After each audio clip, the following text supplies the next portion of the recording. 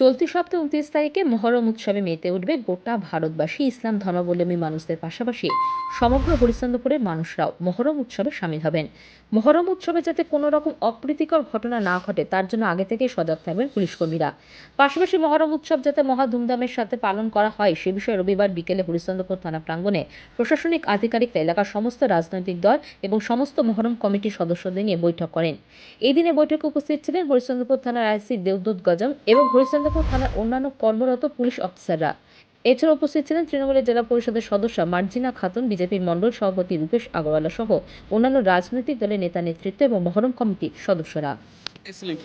আজকে আমাদের থানার উদ্যোগে আজকে হরিশ্চন্দ্রপুরে যে মহরম উদযাপিত হয় সেটার জন্য প্রেস কমিটি ডাকা হয়েছিল। আমরা এখানে উপস্থিত হয়েছিলাম। পুলিশ প্রশাসনের পক্ষ থেকে কোথায় জমা দিতে হবে? কি জমা দিতে হবে? এখন কোথায় এসেছিলেন, কি ব্যাপার?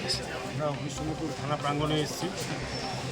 প্রতিবারের ন্যায় এবারও মহরম উৎসব উপলক্ষে আইসি সাহেবের তত্ত্বাবধানে একটা পিস মিটিংয়ের আয়োজন করা হয়েছে।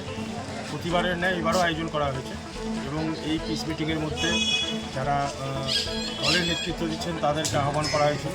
সেই দলের নেতৃত্ব হিসাবে আমি এসেছি বিজেপির তরফ থেকে, এবং বিভিন্ন দলের যারা নেতৃত্ব দিচ্ছেন তারাও এসেছেন এবং মহরম কমিটির যারা সেক্রেটারি প্রেসিডেন্ট আছেন তারাও এসেছেন। প্রত্যেকটা মহরম কমিটি সবাই নিজে নিজের বক্তব্য রেখেছেন এবং যারা রাজনৈতিক দলের সাথে জড়িত তারাও রেখেছেন। কী কী আলোচনা হবে?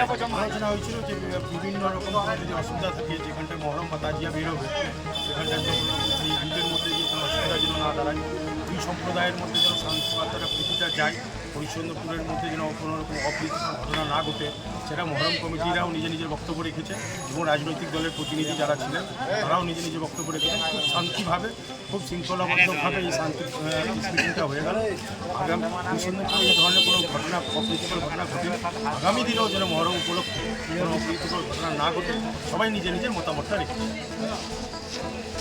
Bureau news Bangla.